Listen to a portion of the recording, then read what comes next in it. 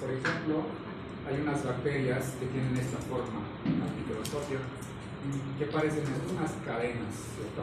Entonces hay bacterias que vienen en cadenas, así como estas de acá. De ahí viene la palabra Streptococcus, significa cocos en cadena, ¿no? Estos streptococos son cocos gram positivos, vienen en pares o en cadenas, como vemos acá.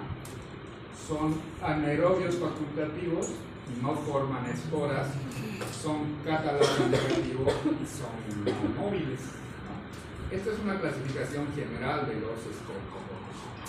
Ahora, de acuerdo a que estos streptococos provocan hemólisis o no, hay otra clasificación.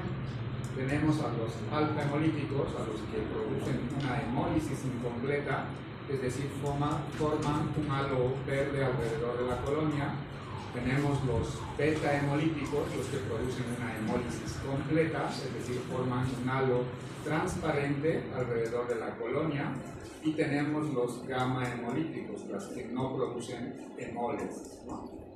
Esta es una clasificación, por ejemplo, de acuerdo a que si producen hemólisis o no. Tenemos los alfa hemolíticos, los beta hemolíticos y los gamma hemolíticos. Otra clasificación lo hizo esta doctora, la doctora bielorrusa Rebecca Lanzetier. Ella los clasificó dependiendo qué tienen en el antígeno de superficie, qué tipo de polisacárido tienen en la pared. Los denominó, por ejemplo, streptococos del grupo A, a los que tienen este antígeno en la pared bacteriana. Y a esta bacteria se lo conoce también como el Streptococcus pyogenes, ¿no? Sabemos que el Streptococcus pyogenes causa faringitis, pielongitis, otitis, sinusitis, etcétera, etcétera, ¿no? Streptococcus del grupo A, también llamado Streptococcus pyogenes. ¿Y por qué es del grupo A? Porque tiene este polisacario en la pared. Luego tenemos a los streptococos del grupo B. Los streptococos del grupo B tienen este antígeno de superficie en la pared. También se les llama streptococcus agalactiae. Este streptococo del grupo B provoca infección en el bebé del grupo B, infecciones neonatales sobre todo, ¿no? Sobre todo las sepsis neonatales están producidos por este streptococo. ¿Por qué? Porque el streptococo del grupo B está en el canal vaginal, entonces al recién nacido, al pasar por el canal vaginal, pues puede contagiarse de esta bacteria, ¿no? Y así, esta doctora los fue clasificando en los streptococos del grupo A, del grupo B, del grupo C, del grupo D y así, ¿no? Y también los ha clasificado algunos que no tienen un polisacárido específico. Entonces a ellos los ha catalogado como no tipificados, ¿no? De estos, ¿cuáles son los más frecuentes? El streptococo del grupo A, que produce todas estas infecciones, el streptococo pyogenes. Tenemos al streptococo del grupo B, que produce infección en el bebé, sobre todo las sepsis neonatales, y el streptococo del grupo D, que produce endocarditis, ¿no? Está en los catéteres, sobre todo este streptococo de A. Entonces, de acuerdo a qué polisacárido tienen en la pared, pues esta doctora los ha clasificado en grupos, ¿sí? Vamos a hablar del streptococo del grupo A. Y si hablamos del streptococo del grupo A, ¿de qué patología vamos a hablar? De la faringitis.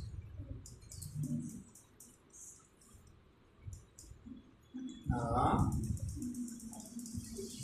Obviamente no vamos a hablar de endocarditis, y acá endocarditis es del grupo D. Obviamente no es la principal bacteria que causa endocarditis, ¿no? Hay otras bacterias que son responsables de la endocarditis. Vamos a hablar de lo que es el streptococo del grupo A. Este streptococo del grupo A lo tenemos todos, somos portadores asintomáticos, tanto en la piel como en la vagina. El streptococo del grupo A es la principal responsable de las amigdalitis bacterianas, ¿no? La gran mayoría de los procesos respiratorios altos suelen complicarse con amigdalitis. Y el streptococo del grupo A es la principal causa de infecciones bacterianas. Si hablamos de amigdalitis bacteriana, una amigdalitis urticácea, el streptococo del grupo A está en. El streptococo del grupo A también causa infecciones en la piel, causa importante junto con el Staphylococcus aureus, ¿no? ¿Qué causa el estreptococo del grupo A? Sintético, celulitis, la escarlatina. Es lo más frecuente, junto con el estafilococcus aureus. Si yo tengo un paciente que tiene celulitis sintético, entonces tengo que pensar en dos bacterias: el estafilococcus aureus o el estreptococo del grupo A, también llamado estreptococo piógenes. Ahora, este estreptococo piógenes causa todas estas infecciones: adenitis, linfangitis, miositis, fascitis, ositis, sinusitis, neumonía, meningitis, sepsis, endocarditis y todas las itis del cuerpo. Esta bacteria estreptococo del grupo A causa todas estas itis que estamos viendo acá. Y ahora entonces, ¿por qué seguimos hablando del estreptococo del grupo A? ¿Cuál es la razón que tiene que ver el estreptococo del grupo A con cardio? Endocarditis, pero ya dijimos que no. Si bien esta bacteria también te puede dar endocarditis, pero no. Otra. ¿Perdón? Sepsis. Sepsis. Puede ser, pero sepsis lo van a ver en infecto. ¿Perdón? Miositis, pero miositis tiene que ver con miositis. Esto no es trauma. No es posible. Estreptococo del grupo A. Eso, fiebre reumática. ¿Por qué?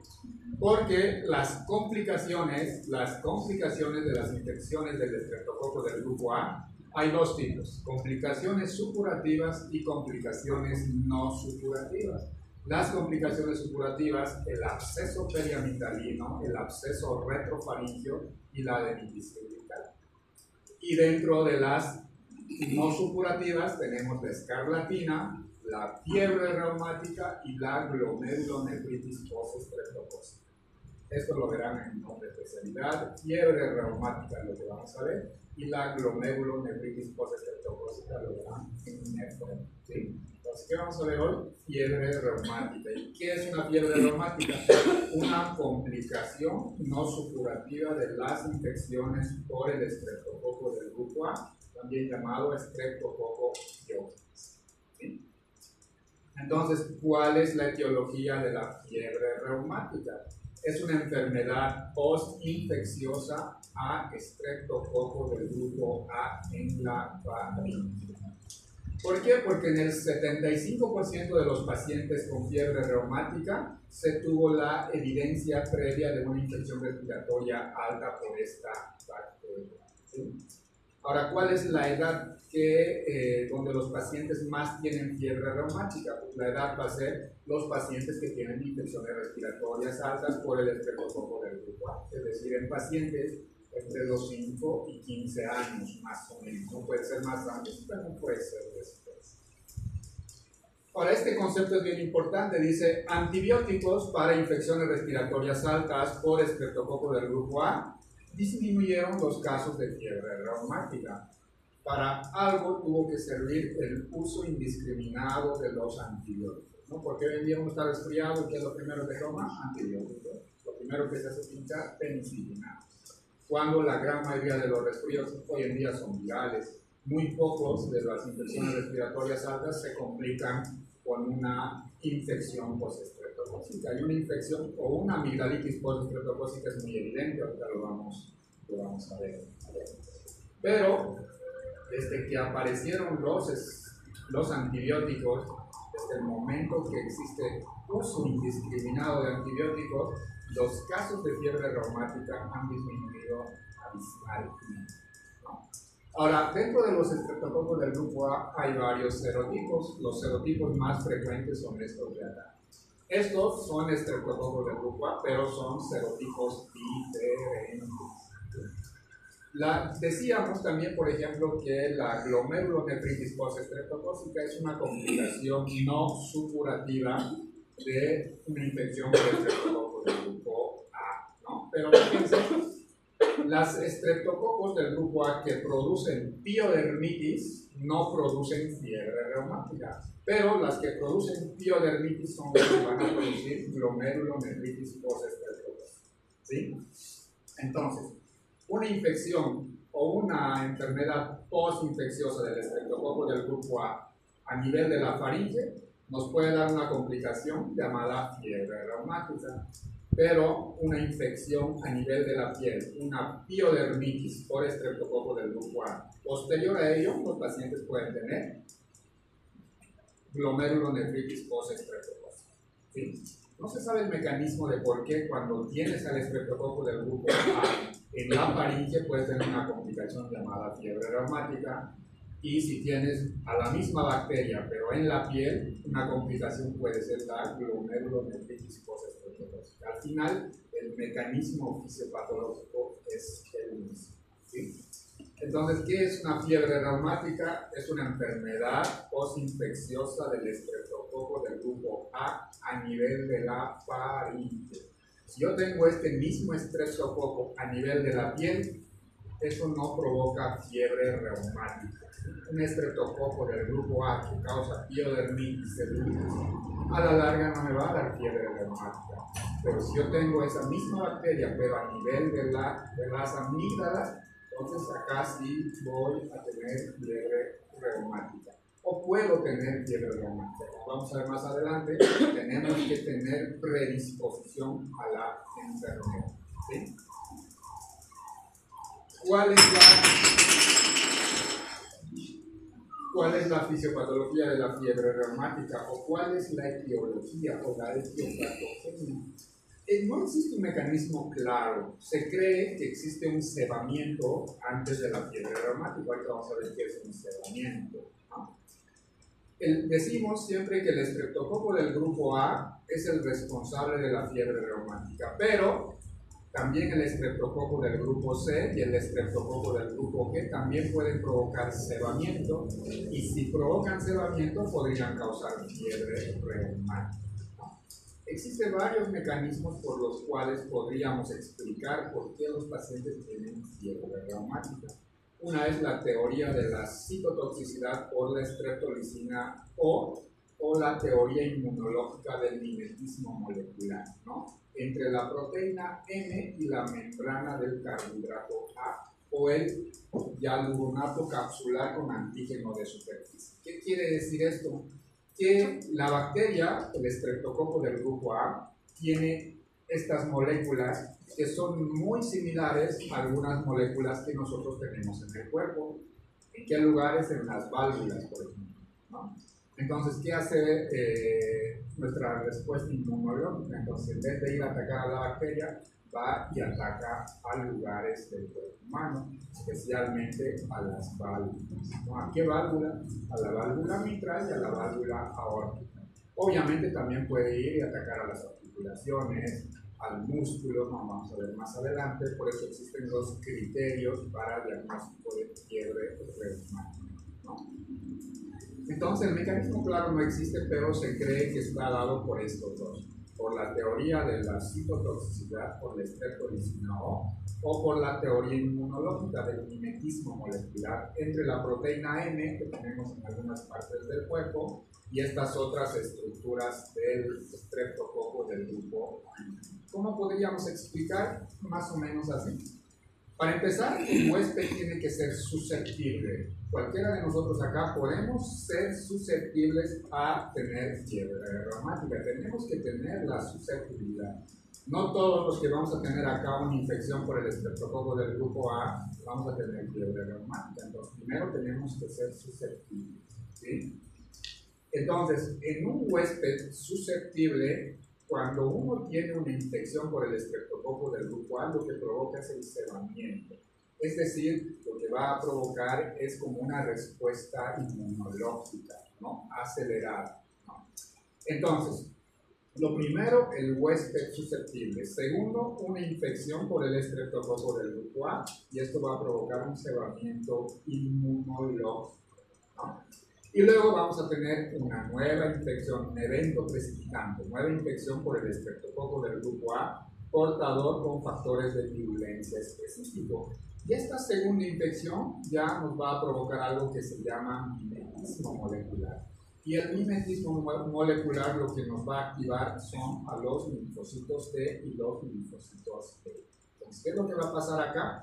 Entonces, la bacteria tiene en su pared bacteriana algunas estructuras que son muy similares a algunas estructuras del cuerpo humano, algunas estructuras que se parecen a las válvulas, muy similares a las de las válvulas, a los músculos y a los de las articulaciones, ¿no? Entonces, todo esto de acá nos va a provocar una fiebre reumática aguda, una etapa aguda.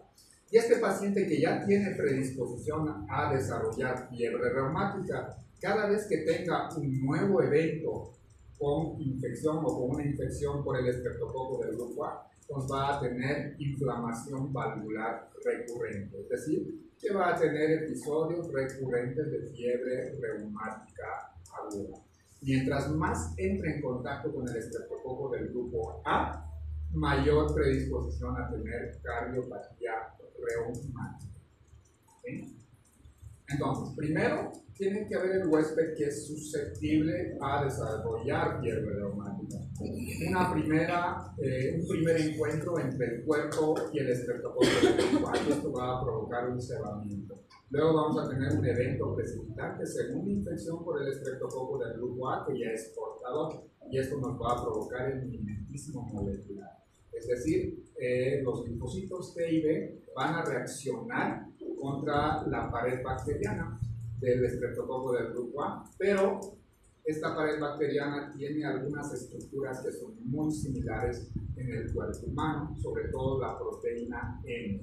Esa proteína M que está en el músculo cardíaco, que está en las articulaciones, que está en el miocardio, en las válvulas, en el tejido cerebral. Entonces es muy similar a algunos antígenos de la pared bacteriana, ¿no? Entonces, ¿qué es lo que va a pasar? La membrana del estreptococo del grupo A está formado por lipoproteínas, peptidoglicanos, que determinan la especificidad de serogrupo y comparten determinantes antigénicos con glicopéptidos presentes en otras localizaciones del cuerpo humano, ¿no? Sobre todo la proteína M. La proteína M del estreptococo del grupo A determina la especificidad antigénica del agente infeccioso y posee varios epitopos que potencialmente pueden reaccionar de manera cruzada. Entonces, esta proteína es muy similar a alguna estructura que está en el miocardio, a alguna estructura que está en la válvula cardíaca, en la miocina de los músculos y en el tejido cerebral. Si ataca al miocardio y a las válvulas cardíacas, pues el paciente tendrá cardiopatía reumática. Si ataca a la miocina, el paciente tendrá artritis. Y si ataca al tejido cerebral, el paciente tendrá lo que se llama coria, ¿no? Especialmente la coria de Silentz, ¿sí? Entonces, más o menos como los pacientes de tener una simple infección por el estreptococo del grupo A pueden llegar a tener la cardiopatía reumática, que es la complicación más temible de una posinfección del estreptococo del grupo A. ¿Por qué es la más temible? Porque la artritis suele ser reversible, no suele ser, es reversible, no deja secuelas. La artritis que produce los pacientes con fiebre reumática es totalmente reversible, no deja secuelas. Lo mismo la coria de Silentz es algo totalmente reversible. Ahora, ¿cómo yo puedo diagnosticar una amigdalitis o una faringoamigdalitis por el estreptococo del grupo A? No es cualquier faringe inflamada o eritematosa, son faringes así típicas como estas de acá. Fíjense acá, tengo una amígdala, y esta es una amígdala eficaz, ¿no? Acá tengo una infección. O algo como este de acá. Fíjense las dos amígdalas ahí. Y acá está el estreptococo del grupo A. Esta es una verdadera infección estreptocócica o es una verdadera infección por bacterias, ¿no? Habitualmente cuando estamos resfriados tenemos un resfrío común, entonces podemos tener la garganta eritematosa con las amígdalas inflamadas, pero no siempre observamos estas placas blanquecinas, ¿no? Ya cuando yo veo estas placas blanquecinas o vemos en alguna parte que está supurando como este de acá, fíjense, como acá la amígdala totalmente inflamada y acá está empezando a supurar, ¿no? Esta es una infección o una verdadera infección por el estreptococo del grupo A. Entonces, primero tiene que haber un huésped susceptible a desarrollar fiebre reumática. Si ese paciente entra en contacto con la bacteria, mientras más veces entra en contacto con esta bacteria, pues más lesiones cardiovasculares. Por eso es bien importante el tratamiento antibiótico. Por eso decíamos que el uso indiscriminado de antibióticos de algo tuvo que servir. Y acá en la fiebre reumática sirvió de mucho, porque antes ver pacientes con fiebre reumática era muy frecuente. Hoy en día es no digo raro. ¿Por qué? Porque es subdiagnosticado. Ya no se piensa mucho en fiebre reumática como antes, ¿no? Antes, los criterios, como vamos a ver más adelante, no son nada fáciles, pero son aplicables a la clínica, ¿sí? ¿Cuál es la epidemiología de la fiebre reumática? Pues es variable, ¿no? Dependiendo de la ciudad. En algunos países, más o menos entre 280 por cada 100.000 habitantes por año, ¿no? Fíjense que eso fue disminuyendo conforme fueron progresando los años, ¿no? Para el 2000, por ejemplo, en Estados Unidos, 0.5 por 100.000 habitantes, se bajó un montón. ¿Por qué ha disminuido? Mejores condiciones de vida, mayor disponibilidad médica y sobre todo el uso de antibióticos. El uso indiscriminado de antibióticos, sobre todo las penicilinas, ha disminuido los casos de fiebre reumática. ¿Y por qué de la penicilina? Porque el estreptococo del grupo A no produce esporas, como vimos más adelante, por lo tanto no provoca resistencia. Todos los estreptococos del grupo A son sensibles a las penicilinas o a las aminohidroxipenicilinas, es decir, con una amoxicilina o ampicilina yo puedo eliminar a esta bacteria. No necesito antibióticos de amplio espectro. ¿Por qué? Porque al no producir esporas, pues no causan resistencia, ¿sí?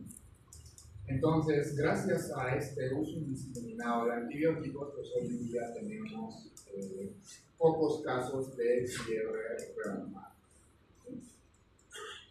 Aparte de tener predisposición genética, ¿qué factores más pueden incrementar el riesgo de fiebre reumática? La edad, decíamos, ¿verdad? Entre los 5 y 15 años es más frecuente. El antecedente previo de fiebre reumática también incrementa el riesgo de fiebre reumática. Predisposición genética, hay personas que tienen predisposición genética a desarrollar fiebre reumática. ¿Por qué? Porque esto ya se ha estudiado, ¿no? En gemelos, si un gemelo tuvo fiebre reumática, el otro también va a tener fiebre reumática si entra en contacto con el estreptococo del grupo A. Y en la predisposición genética, este antígeno leucocitario humano que está en la superficie de los linfocitos B puede incrementar la susceptibilidad a tener fiebre reumática. Ahora, ¿cuáles son los criterios para el diagnóstico de fiebre reumática? Ustedes saben que existen criterios mayores y criterios menores, ¿no? ¿Cuáles son los criterios mayores? Poliartritis, carditis, la coria de Sydenham, el eritema marginado y los nódulos subcutáneos. Son los criterios mayores para el diagnóstico de fiebre reumática. Poliartritis, carditis, coria de Sydenham, eritema marginado y nódulos subcutáneos. Criterios mayores. ¿Y cuáles son los criterios menores? Dos, clínicos y de laboratorio. Artralgias, fiebre, un PCR elevado, proteína C reactiva, la velocidad de eritrosedimentación globular incrementado, un intervalo PR prolongado en el electrocardiograma y leucocitos. Criterios menores de fiebre reumática. Criterios mayores: poliartritis, carditis, coria de Sydenham, eritema marginado, nódulos subcutáneos. Criterios menores, clínicos y laboratoriales. Dentro de los clínicos, artralgias, fiebre. Dentro de los laboratoriales, una PCR elevado, una velocidad de eritrosedimentación globular elevado o prolongado, un intervalo PR prolongado en el electrocardiograma y leucocitos. ¿Cuál es el periodo de latencia de la fiebre reumática? Primero, ¿qué es un periodo de latencia? es un periodo entre el inicio de la faringitis estreptocócica y la aparición de síntomas de fiebre reumática. Y es muy variable, entre 5 días a 5 semanas, con una media de más o menos 10 a 9 días. ¿Cuánto tiempo dura esto? La duración media sin tratamiento aproximadamente 3 meses. Ahora, ¿cómo hacemos diagnóstico de fiebre reumática? Lo primero es que tenemos que tener la evidencia de infección previa por el estreptococo del grupo A, ya sea en un cultivo faríngeo positivo, un antígeno faríngeo positivo o anticuerpos contra el estreptococo del grupo A elevado, los ASTOS. Para hacer diagnóstico de fiebre reumática, entonces, primero tener la evidencia previa de infección por el estreptococo del grupo A, ya sea con un cultivo faríngeo positivo, un antígeno faríngeo positivo o anticuerpos contra el estreptococo del grupo A elevado. Es el primer punto para fiebre reumática. ¿Sí? Ahora, hablando de poliartritis, ¿qué características tiene que tener la poliartritis en la fiebre reumática? Todas estas de acá. Decíamos en un principio que la poliartritis de la fiebre reumática es no deformante, es decir, que no deja secuelas, no es como la artritis reumatoide que deja secuelas, o tampoco es una artritis erosiva, ¿no? ¿Qué características tiene la poliartritis en la fiebre reumática? 75% en las rodillas, tobillos, codos y muñecas. Existe mucha inflamación y con mucho dolor en estas articulaciones. Es migratorio, dura días a semanas y es autolimitada. ¿Qué significa migratorio? Hoy me duelen las rodillas, mañana los tobillos, pasado los codos y así van migrando de articulación en articulación. ¿Sí? Se inflaman mucho las articulaciones y provocan mucho dolor. Es una de las características de la fiebre reumática.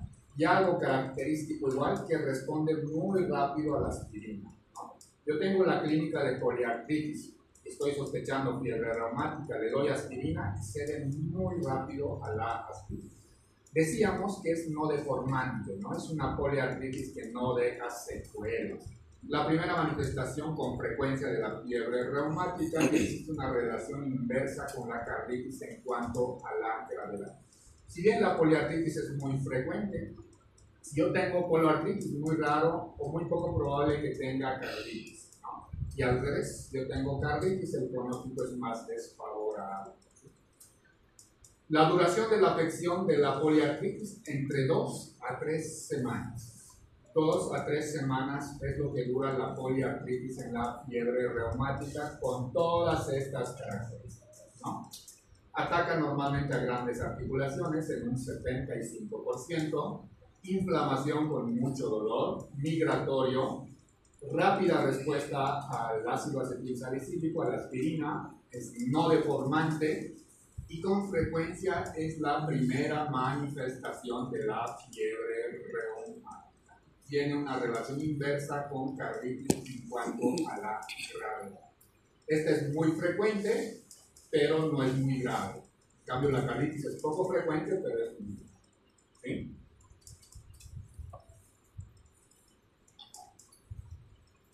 Ahora, ¿qué características tiene la carditis en la fiebre reumática? Aparece en las primeras 3 semanas. 50-60% de pacientes con fiebre reumática, la más grave de todas. La fiebre reumática, la carditis, es la complicación más grave de la fiebre reumática. Incluso estos pacientes suelen tener pancarditis de leve a fulminante, es decir, tienen endocarditis, miocarditis y pericarditis, ¿no? Los tres. Por eso decimos que tienen pancarditis de leve a fulminante, endocarditis, miocarditis y pericarditis al mismo tiempo, ¿no?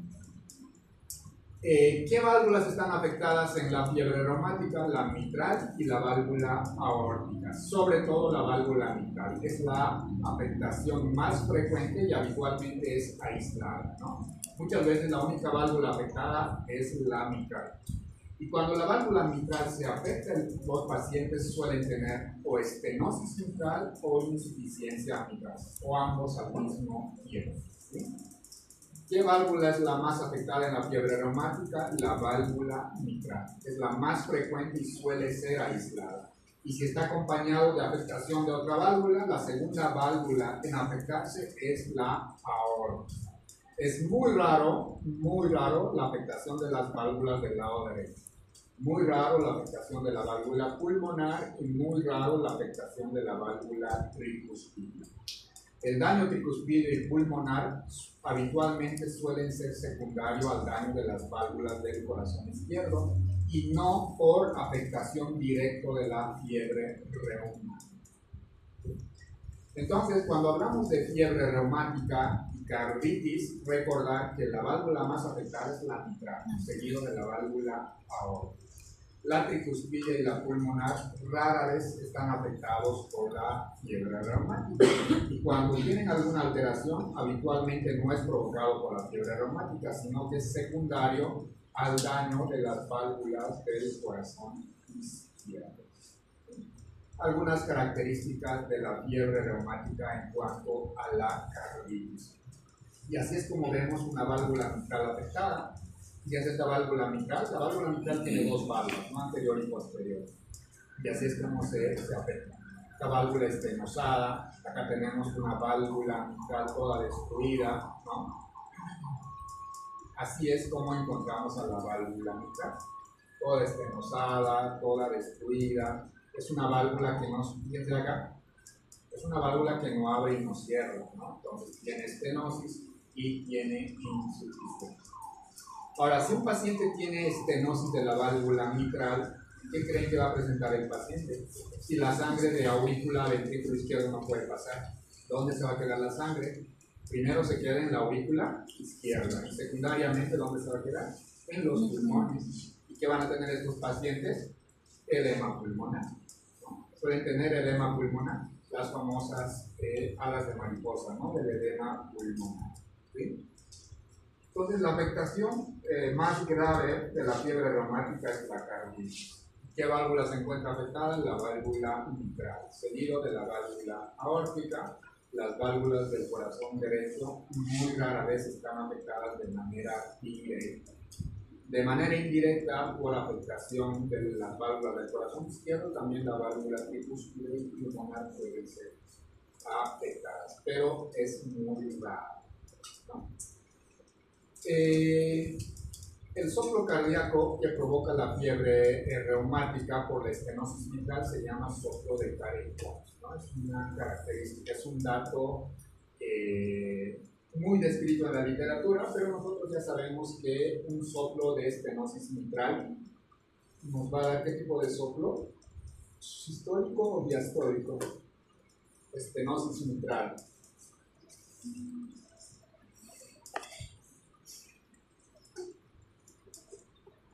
¿En qué fase del ciclo cardíaco la mitral tiene que estar totalmente abierta? En diástole, porque el ventrículo se está llenando de sangre, entonces va a ser un soplo diastólico. A ese soplo diastólico se llama soplo de Carey-Cox. Otro criterio clínico de fiebre reumática es la coria de Sydenham. 10 a 15% de los pacientes con fiebre reumática pueden tener la coria de Sydenham. Son movimientos involuntarios en vigilia. Tal vez esto lo hace diagnóstico diferencial de una convulsión.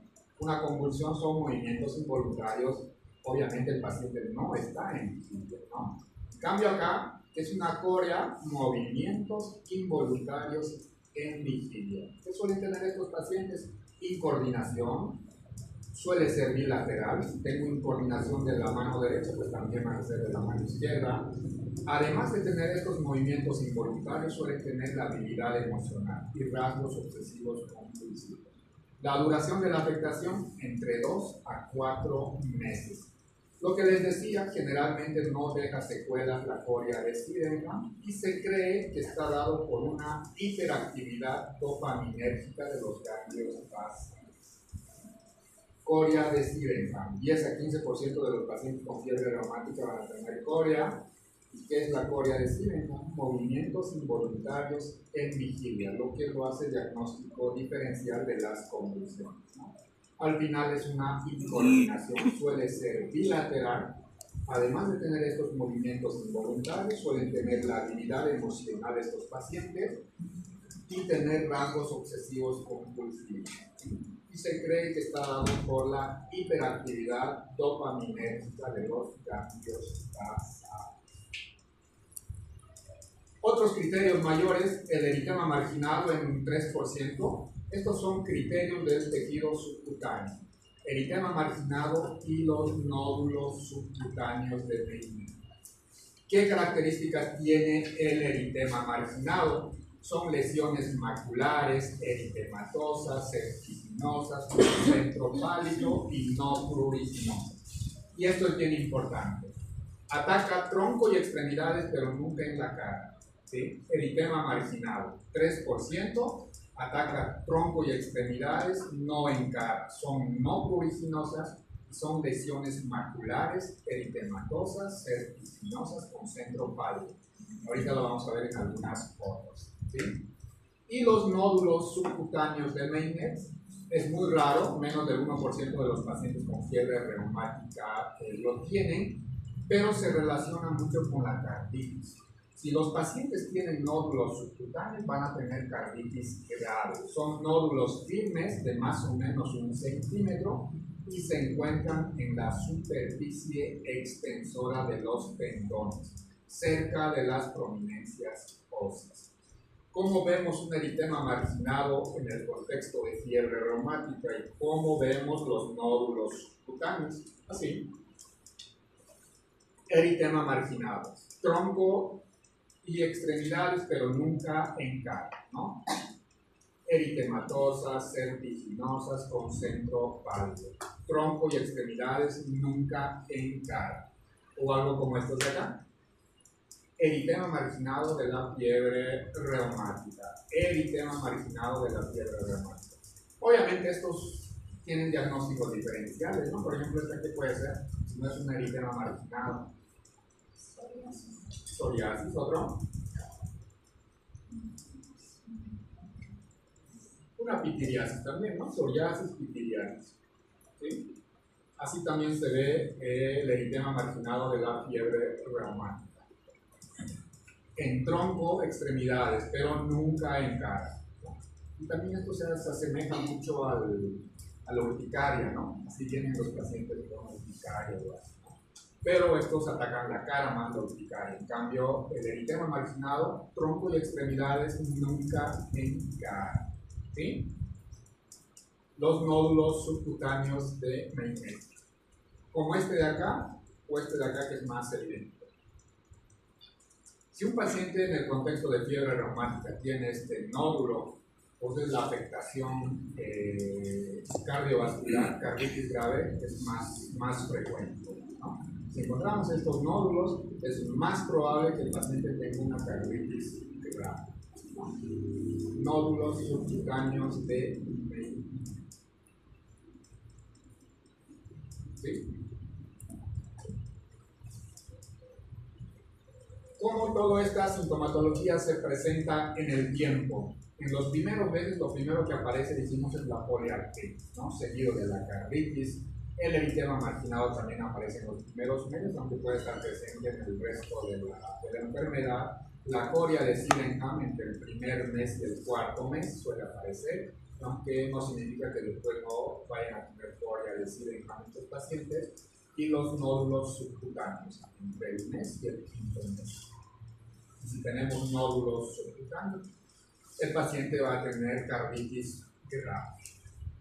Entonces, todos estos son criterios mayores. Poliartritis, carditis, eritema marginado, coria de Sydenham y los nódulos subcutáneos de Meininger. Decíamos que hay criterios menores, artralgias pero sin artritis, ¿no? Dolor articular pero sin deformidad articular, sin inflamación de las articulaciones. Fiebre más de 38.8 en etapa temprana, una PCR elevada, una velocidad de eritrosedimentación acelerada y un PR alargado, que puede producir un bloqueo articular de primer grado, que habitualmente igual no deja secuelas. La única complicación que deja secuelas es la carditis, ¿no? El resto no deja secuelas. La poliartritis no deja secuelas, la coria no deja secuelas, el eritema marginado menos, los nódulos cutáneos menos. ¿Quiénes dejan secuela? La carditis, la única, porque provoca destrucción de la válvula mitral, seguido de la válvula aórtica. Decíamos que para hacer diagnóstico de fiebre reumática, lo primero que tenemos que tener es evidencia de una infección reciente por el estreptococo del grupo A. Para esto podemos hacerlo cultivo en hisopado faríngeo y antígenos, el ASTO, anticuerpo antiestreptolicina, en un 80% de sus pacientes están elevados, la anti-DNasa B y la anti-hialuronidasa. Cualquiera de estos laboratorios para confirmar la evidencia de infección reciente por el estreptococo del grupo A.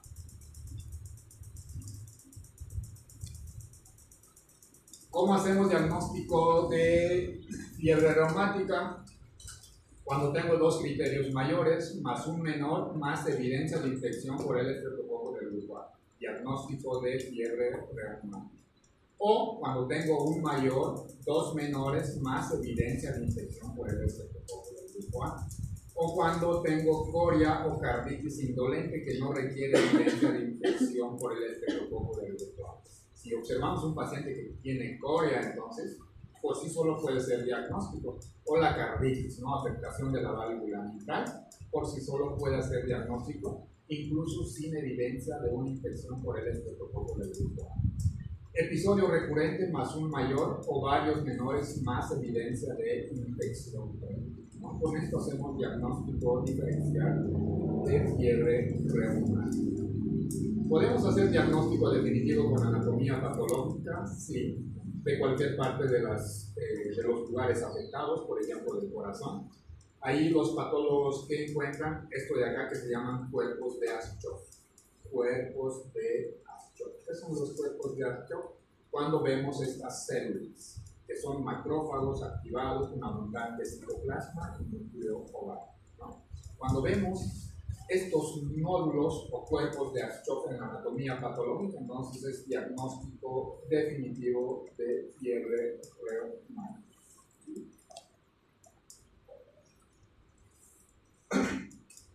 Algo para que lo recuerden: criterios de fiebre reumática mayores y menores. Criterios mayores, cáncer, y criterios menores.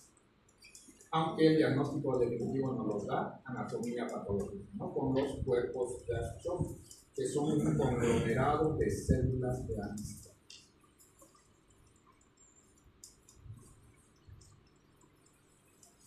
Muy bien, todas estas manifestaciones clínicas de la fiebre reumática claramente pueden tener diagnósticos diferenciales, ¿no? Por ejemplo, diagnóstico diferencial de la artritis, una artritis reumatoide, una artritis reactiva, la artritis del lupus, la artritis de la enfermedad de Lyme y la artritis de la enfermedad del suero. Pero la gran mayoría de estas artritis son deformantes. Y nosotros decíamos que la artritis o la poliartritis de la fiebre reumática es no deformante, ataca grandes articulaciones, es migratorio, no deja secuelas y responde rápidamente a la administración de ácido acetilsalicílico, ¿no? La coria de Sydenham se puede hacer diagnóstico diferencial con la coria esta de acá, con la enfermedad de Wilson, con el mismo lupus eritematoso y con la parálisis cerebral. Muchas de estas de acá, los que provocan son convulsiones. En cambio, la coria de Sydenham son movimientos involuntarios con el paciente estando consciente, ¿no? Que tal vez lo diferencia de una convulsión. Y la carditis, pues diagnóstico con cualquier infección viral, una miocarditis, pericarditis, con una endocarditis, con la enfermedad de Kawasaki, con alguna cardiopatía conjunta y con prolapso de la válvula mitral. Muchas veces una cardiopatía congénita, por ejemplo, un prolapso de la válvula mitral. Y uno puede pensar que fue fiebre reumática, pero el prolapso de la válvula mitral se considera una cardiopatía congénita. Obviamente, si es un niño grande, no vamos a pensar que es una cardiopatía congénita, lo más probable es que sea una fiebre reumática. ¿Y cuál será el tratamiento de la fiebre reumática? Antibióticos. ¿Y qué antibióticos? Como son bacterias que no producen esporas, entonces, con una penicilina suficiente. ¿no? Una amoxicilina, penicilina. Y para los que son alérgicos a la penicilina, macrólidos. Entonces el tratamiento, como provocan bastante manifestación clínica como poliartritis, entonces el diagnóstico se basa en reposo, monitorización para la evidencia de aparición de carditis y sobre todo antibióticos. Penicilina por vía oral durante 10 días o una penicilina benzatínica, que es una penicilina de depósito, ¿no? Que actúa hasta 14 días. Y para los alérgicos a las penicilinas o a los beta-lactámicos tenemos los macrólidos, especialmente la eritromicina. También podemos utilizar antiinflamatorios e inmunoglobulina endovenosa para los casos de carditis. Y también el tratamiento depende de la gravedad, ¿no? En caso de poliartritis y carditis leve, en caso de carditis moderada, carditis grave con insuficiencia cardíaca congestiva o con pericarditis. Para el caso de una poliartritis y carditis leve, reposo 2 semanas en cama y de 2 a 4 semanas reposo relativo, más aspirina 100 miligramos por 2 semanas y luego 75 miligramos por 2 a 4 semanas. Tratamiento de los pacientes que tienen fiebre reumática, que tienen afectación de poliartritis y carditis leve, ¿sí? Cuando la carditis es moderada, reposo en cama absoluto durante 4 semanas, reposo relativo entre 4 a 6 semanas, más prednisona por 2 semanas, más aspirina a esta dosis entre 4 a 6 semanas, pero iniciar en la segunda semana posterior a la prednisona. Si la carditis es grave con insuficiencia cardíaca, cama durante la insuficiencia cardíaca y 3 meses de reposo relativo, además de corticoide y aspirina.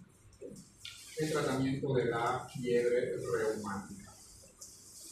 Podemos hacer prevención primaria de la fiebre reumática, ¿sí? Como erradicando el estreptococo del grupo A, con penicilina benzatínica, con esta penicilina que es por vía oral, con alguna cefalosporina de primera generación, de segunda generación, y para los alérgicos a las penicilinas, los macrólidos, ¿sí? Macrólidos. Y ahora, en el contexto de fiebre reumática, sirve tratar las faringitis post-estreptocócica en los primeros días. No sirve mucho tratar la faringitis por estreptococo después de los 9 días, porque igual el paciente va a tener cáncer.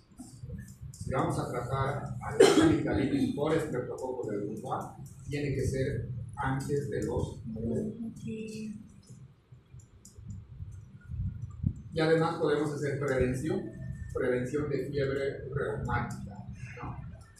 Con penicilina benzatínica cada 3 a 4 semanas, ¿no? Si un paciente o una persona tuvo un episodio de fiebre reumática, para no volver a tener el mismo episodio, penicilina benzatínica cada mes o cada 3 a 4 semanas. ¿Cuánto tiempo? Dependiendo, hasta 5 o 10 años del último ataque o hasta los 18 o 25 años del último ataque, ¿no? O de por vida si la carditis fue grave o quirúrgica en el primer ataque. Entonces se puede hacer prevención de la fiebre reumática, sobre todo para prevenir casos de carditis, eso se puede hacer con penicilina benzatínica, con esta penicilina que es bioral o con la eritromicina. ¿Cuánto tiempo? Hasta 5 o 10 años después del último ataque de carditis o hasta los 18 o 25 años de edad. O incluso se puede hacer de por vida si la carditis que le dio al paciente en la primera instancia fue grave y que esa carditis requirió un manejo quirúrgico. Entonces, en esos pacientes, la prevención con cualquiera de estos antibióticos tiene que ser de por vida. Entonces, ¿quiénes pueden tener fiebre reumática? Cualquiera de acá que tenga predisposición genética, ¿no? Predisposición genética que entre en contacto con el estreptococo del grupo A. ¿Quiénes han entrado en contacto con el estreptococo del grupo A? Acá todos, 100%. No hay alguien que no haya entrado en contacto con esta. Lo bueno es que no todos tenemos predisposición, ¿no?, a desarrollar fiebre reumática. Si en algún momento tuvimos episodios previos, podemos hacer prevención primaria y prevención secundaria. Muy bien. Eso es todo, amigos. Ay, qué bien.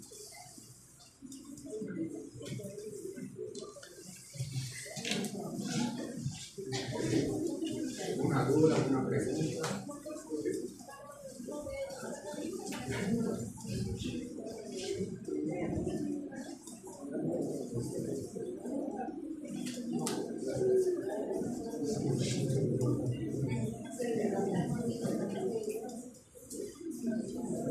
¿Tienes avocados de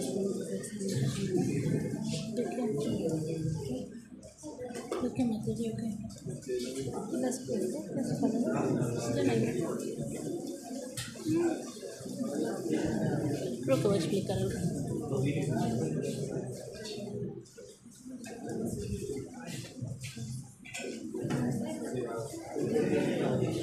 Sí, nos podemos ir.